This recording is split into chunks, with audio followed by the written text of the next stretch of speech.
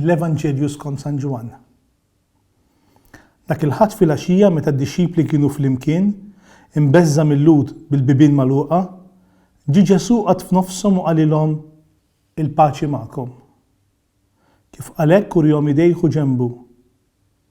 Id-dixxipli ferħu meta raw il-mulej imbagħad Ġesu tenna jgħidilhom il-paċi magħkom. Kif il-Missier bat lili, hekk jien nibat lilkom. Kif qal hekk nefaħ fuqhom u qalilhom ħudu l-Ispirtu Santu. Id-dnubiet ta' dawk li taħfru ikunu maħfura. U d-dnubiet ta' dawk li żommu ikunu miżmuma. Il-kelma tal-mulej.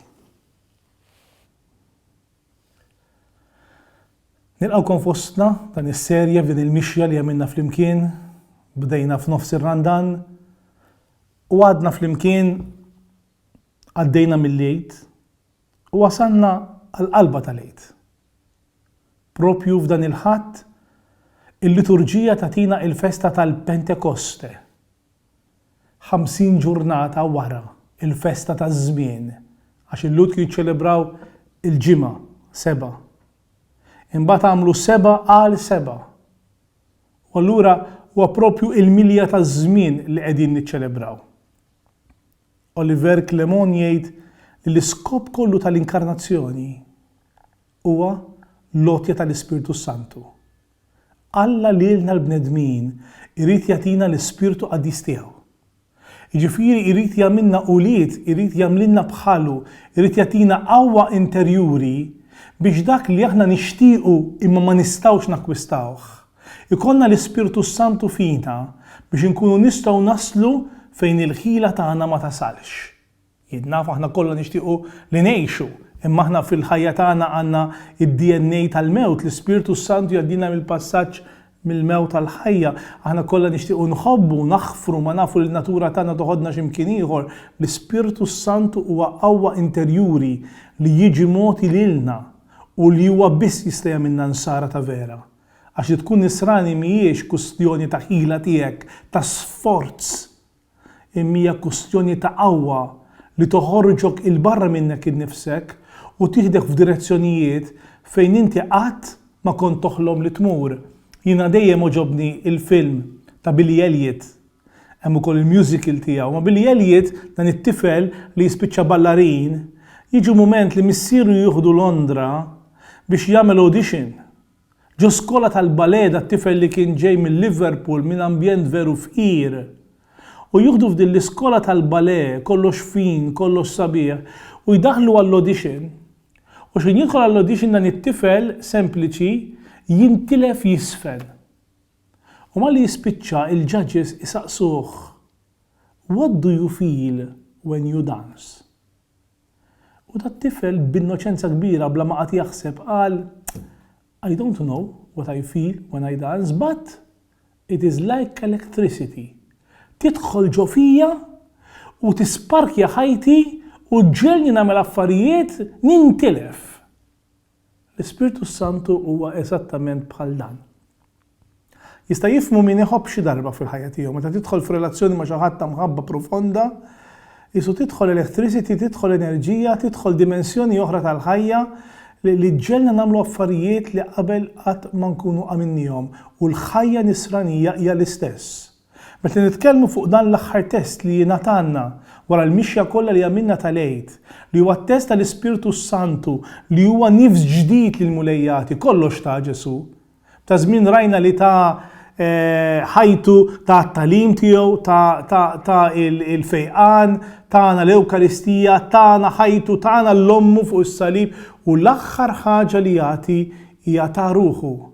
Għax dak huwa l-aqwa don li wieħed jista' jirċievi l-Ispirtu Santu kif fil-Ġenesi dak fil-kreazzjoni kien hemm baħħu taħwit toħwa boħu u joqgħod fuq l-Ispirtu ta' Alla qisu ħammiema li qed jieħu ħsieb iż-żgħar u joħloq ordni mill-keos joħroq kosmos hekk jiġri fil-ħajja ta' kull min jirċievi l-Ispirtu Santu. Forsi hija l-iktar suġġett u l-inqas festa li aħna verament nifhmu x'qawwa għandha. Għax jekk il-qawwa tal-festa l-kbira tal-Eid hija qawmien tal-mulej mill-imwiet, il-festa tal-Pentekoste lilna tatina weda li l-istess spiritu li qajjem il-Ġesu mill-imwiet ħajkun ġo fina. In-Nisrani veru huwa l-bniedem tal-Ispirtu, huwa l-bniedem li ħa nifs ġdid. Il-Vanġelu llum juża kelma li rari tintuża fl-Iskrittura kollha, nefaħ fuqhom. Tom nifs ta' ħajja ġdida. Tantu hekk li l-Ispirtu Santu hija r-realtà tal-ħajja tal-bniedem li juqaddis, tal-bniedem li qed jgħix l-ispiritwalità, tal-bniedem li fil-ħajja tiegħu għandu interjorità, li l-unika mod li nistgħu nesprimuh huwa bis-simboli. Speċjalment bi 3 simboli prinċipali, anke jekk mhumiex l-uniċi. L-ewwel wieħed huwa n-nar. L-Ispirtu Santu qisu nar. Id-dinja biex tgħix, biex teżisti, għandu bżonn ikollha nar minn ġewwa, xi kultant jiżbroffa f'vulkani, u nar minn barra xemx. Kieku x-xemx hija daqsxejn iktar il-bogħod, id-dinja tifriża, kieku x-xemx hija iktar viċin, id-dinja tinħaraq. L-Ispirtu Santu qisu nar. Li għandna bżonn ikollna min ġewwa biex lilna jagħtina enerġija biex dak li nagħmlu jagħtih sens, il-bniedem li m'għandux nar fil-ħajja tiegħu aħna nsejħula passjoni. M'għandux passjoni għal xi ħaġa, tinduna d-differenza bejn xi ħadd li jsajjar għax bil-fors u xi ħadd li jsajjar għax għandu passjoni, bejn xi ħadd li jagħmel arranġament ta' fjuri għax bil-fors u xi ħadd li jagħmel arranġament ta' fjuri għax għandu passjoni, xi ħadd li jpinġi, xi ħadd li aħna dak kollu li nagħmlu bil-passjoni joħroġ il-karattru veru tagħna. Mhux tal-li ma joħdilna l-enerġija, tal-li kważi il-batterija ta' qalbna jirriċarġja.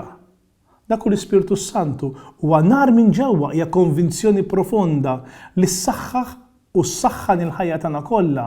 Huwa nar minn barra li jdawwal mingħajr ix-xemx aħna ma narawx. It-tieni simbolu tiegħu huwa l-ilma. Id-dinja 70% tagħha huwa kollu ilmijiet. U anke l-bniedem 60% ta' kull bniedem huwa ilma. X'l-ilma huwa il-kelma, anke l-kelma l-oriġini tal-kelma il-ma, bil-Malti żammejna ilma, ma hija mal-kelma maħa għadniew fl-imkien li tfisser l-om tal-ħajja. L-ilma, l-Bibja tibda bl-ilma tad-Dulluvju, jibda l-ilma tal-ħolqien u jispiċċa fl-ilma tal-Mamudija u l-ilma li joħroġ mill-kustat ta' Ġesu. L-Ispirtu Santu qisu ilma li jaqtalax, qisu xmara. F'San Ġwan jgħidilna min jiġi għandi minnu joħorġu xmajjar ta' ilma ħaj li tkun mammet fl-Ispirtu Santu, l-bniedem tal-Ispirtu u għal-bniedem li l-ħajja tiegħu għandu l-ilma. Anka ħajtu qisha siġra imħawla ħdejn ix-xijat tal-ilma jinizzel l-eruq fil-font. L-ilma kapaċi jeqret bħad-Dulluvju bħal meta jagħmel il-miet qawwija u l-ilma kapaċi jaħji. It-tielet sinjal tal-Ispirtu Santu huwa r-riħ. Ir-riħ ukoll għandu dawn iż-żewġ forzi kontra xulxin, ir-riħ kapaċi jaqbad żerriegħa u jħawwilha x'imkien il-bogħod. Ir-riħ u jekk jingħaqdu fl-imkien dawn jagħmlu diżastru. Jekk taqbad in-nar u żżidu mar-riħ bħalma ġara l-Awstralja ftit ilu, jekk kapaċi jqabbadlek foresta sħiħa. Jekk hemm xi ħaġa li f'dan iż-żmien tal-Eid aħna għandna bżonn u aħna għandna bżonn nixxenqu għalihom jitolbuh hija li l-mulej jagħtina dan in-nar, il-mulej jaqtalna l-għaġġ profond tal-intimità li hemm ġewwa fina u l-mulej jimbuttana, r-riħ hija xi ħaġa li lilna timbuttak, kważi tmexxik f'direzzjonijiet u min waqli kull belt kienu jibnu ħdejn ix-xmara. U kull min waqli kull luħ kienu jdawruh lejn ir-riħ għax huwa ħafna iktar faċli tħalli r-riħ imexxi d-dajsa tiegħek milli timxi kontra r-riħ. Il-bniedem tal-Ispirtu huwa l-bniedem li l-qalb tiegħu jitfaħħa f'dan ir-riħ li jmexxih, f'dan l-ilma li jaqtalu l-għaġġ u f'dan in-nar li jtieħ passjoni, il-ħajja tieħu dimensjoni għal kollox differenti. L-aħħar realtà li xtaqt naqsam magħkom illum hija meta nitkellmu fuq l-Ispirtu Santu jista' jibqa' kollox astratt. Kif tinduna bl-Ispirtu Santu? Normalment huma persuni li għandhom l-Ispirtu Santu. Min għandu l-Ispirtu Santu tinduna bih mhux għax jagħmel xi affarijiet straordinarji.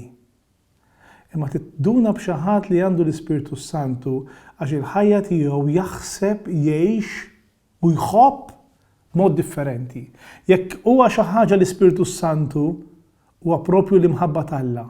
San Pawl fl-ittra lir-Rumani jgħid l-imħabba ta' Alla, l-agape ta' Alla, issawbet ġofina permezz tal-Ispiritu Santu li kien mogħti lilna. Forsi waħda mill-isbaħ frażijiet li kiteb San Pawl, Rumani 5:5. Xiġifieri?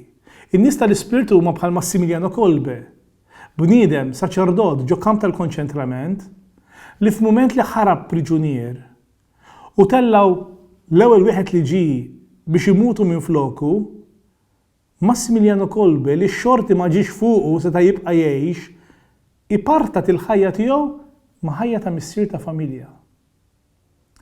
Li jkollok l-Ispiritu Santu tista' tidher ftit ilu jien kont l-Awstralja u smajt esperjenza ta' persuna Lajla u Dani Abdallah koppja li f'ġurnata partikulari Jannar li għadda waqt li kienu fuq bankina ġo promenat jimxu ġo Sydney miġnun persuna li kien għadu kemm jieħu alkohol 3 darbit iktar milli suppost jieħu, żagħżugħ ta' 29 sena, jibqa' dieħel bil-karozza b'kollox fuq il-bankina u joqtlilhom 3 mit-tfal u l-kuġin 4. Disgrazzja ikbar minn din, jien kont l-Awstralja f'dak iż-żmien u tant impressjonani dan il-fatt. Impressjonani mhux li dar raġel qatel daw it-tfal u għamel diżastru lill-familja. Impressjonani li l-omm u l-missier it-tnejn li huma l-ewwel kelma li qalu hija maħfra. Jibku joxew f'komunità ħajja, f'komunità partikulari u rew li l-fidi tagħhom hija vera għax dan il-mument diżastru talbu l-maħfra. Jiena rajt anke l-funeral ta' tfal. Tista' jaraħ fuq il-YouTube, tista' taraw. U taraw dan il-funeral u dal-persuni jitolbu f'dan il-funeral għal min qatel li 3 uliedhom. Ir-rigal tal-Ispiritu Santu mhuwiex xi ħaġa straordinarju, huwa frott tal-Ispiritu. Qed induna li ħajtek jiġri x'jiġri hija f'idejn il-mulej. Wieħed mill-affarijiet li jagħmel l-Ispiritu Santu dejjem iħawwat il-pjanijiet. U allura x'kien aħna nagħmlu ħajjitna nippjanaw bħal da żmien ta' Covid kulħadd pjana min ħajjiżżewweġ u min ħajprepara xi ħaġa oħra. U f'dak il-mument partikolari meta jitħawdu l-pjanijiet tagħna min mhux tal-Ispiritu jippanikja. Imma min tal-Ispiritu jinduna li hemm xi ħaġa ikbar, hemm nifs differenti, hemm Alla li ħajjagħmel xi ħaġa ġdida u għadek ma ndunajtx. Hekk nagħlaq bil-kliem ta' Sant Wistin, waħda mill-isbaħ espressjonijiet li għandu fuq l-Ispiritu Santu. M'hemmx don ta' Alla aktar għoli mill-istess imħabba. L-imħabba hija l-unika li tiddistingwi l-ulied ta' Alla mill-bqija. L-imħabba biss tagħmel li l-fidi ma tkunx firħa. Il-fidi tista' teżisti mingħajr l-imħabba imma ma tiswa xejn. L-imħabba turik jekk hemmx l-Ispirtu ta' Alla fik jew le. Staqsi lil qalbek. Jekk tħobb li l-ħuk, hemm l-Ispirtu ta' Alla jammar fik. Għax huwa n-nifs u l-prova tal-eżistenza ta' Alla. Jekk trid tkun taf irċevejx l-Ispirtu Santu, staqsi lil qalbek jekk tħabbax bl-imħabba għall-aħwa. Jekk iva, serraħ rasek. Ma jistax ikollok l-imħabba tal-aħwa mingħajr l-Ispirtu Santu. Jekk trid tgħix fl-Ispirtu, ħares l-imħabba. Ħobb il-verità, ixxenna għall-għaqda u tasal fl-eternità.